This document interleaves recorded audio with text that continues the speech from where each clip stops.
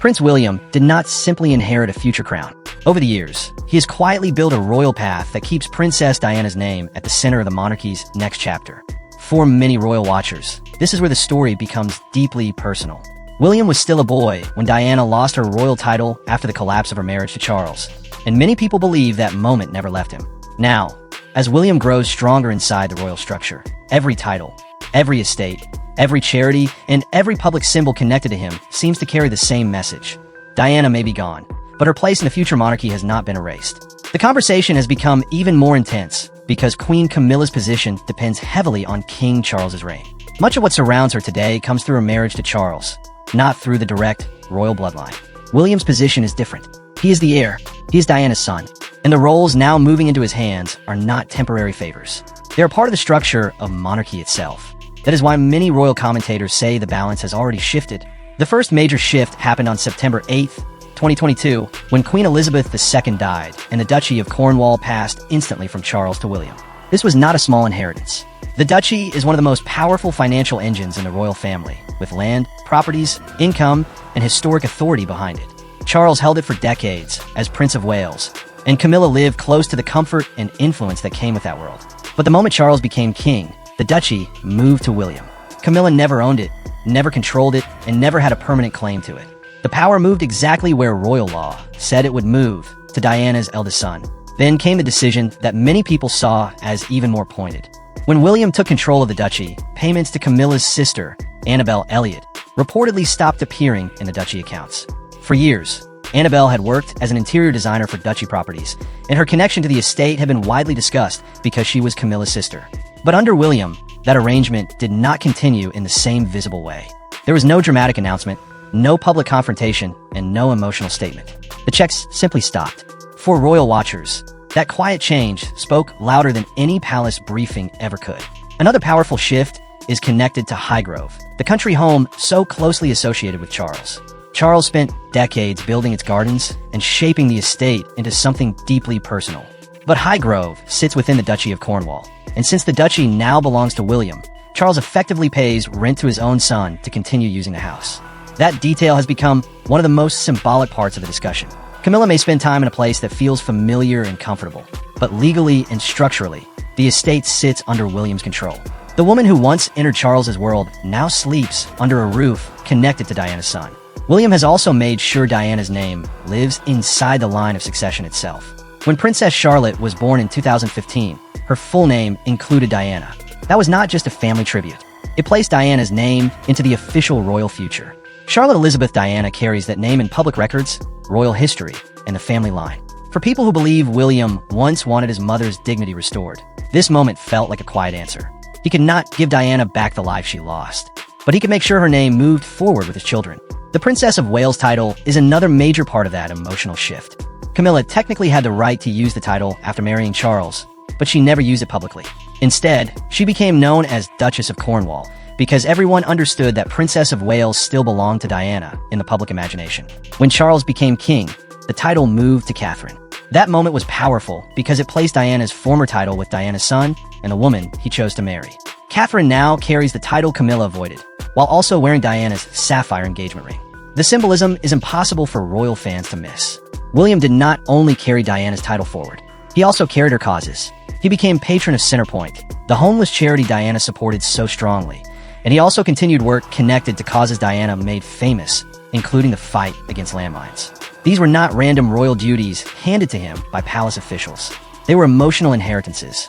Diana had walked into shelters, sat with people others ignored, and used her platform to focus attention on human suffering. William took those causes and made them part of his own royal identity. That connection became even clearer when William launched Homewards, his major campaign focused on homelessness in the United Kingdom. What stood out was that he openly connected the work to Diana's influence. He has spoken about how his mother introduced him to homelessness at a young age, and that public credit matters. He did not present the cause as something created in a palace office. He pointed back to Diana. For royal watchers, that was not just charity work. It was a son building part of his future reign on the values his mother placed in him.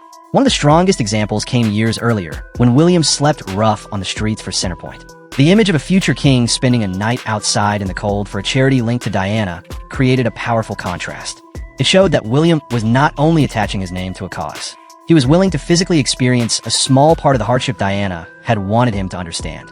That kind of gesture made people remember Diana's style of public work: direct, emotional, and human. Diana's presence also dominated William's engagement announcement with Catherine. When he discussed giving Catherine his mother's ring, the meaning was clear. The ring was not just jewelry. It was a way of keeping Diana close to a moment she could not attend. Camilla's name did not need to be mentioned for the message to be understood. William's future marriage began with Diana's ring, Diana's memory, and Diana's absence all placed directly in the center of the conversation. William's choice of home added another layer.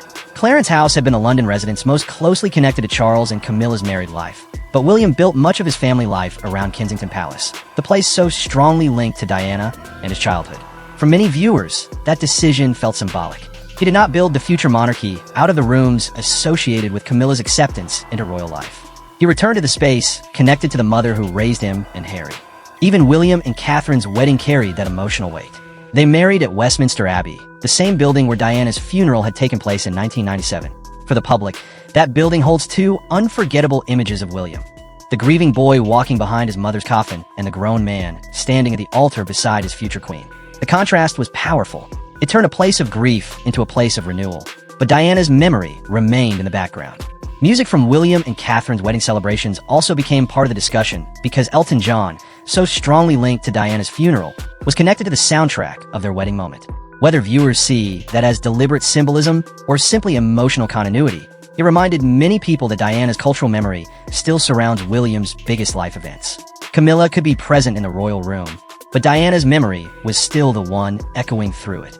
The 2007 concert for Diana was another unforgettable moment.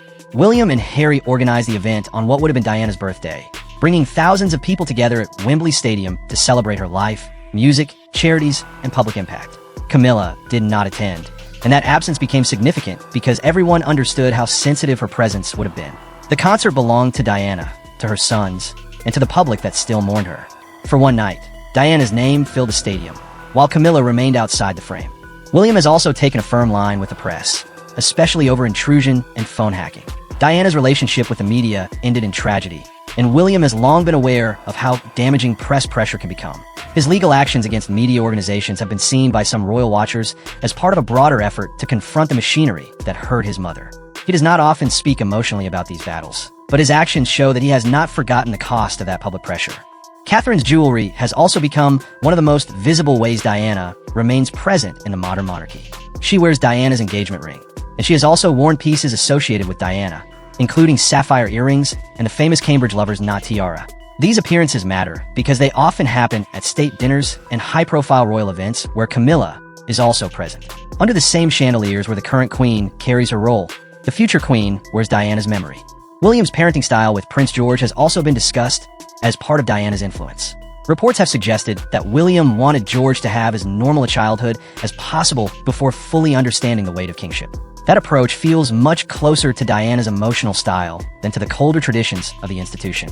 William seems determined to raise his children with warmth, protection, and time, rather than letting the machinery of monarchy harden them too early.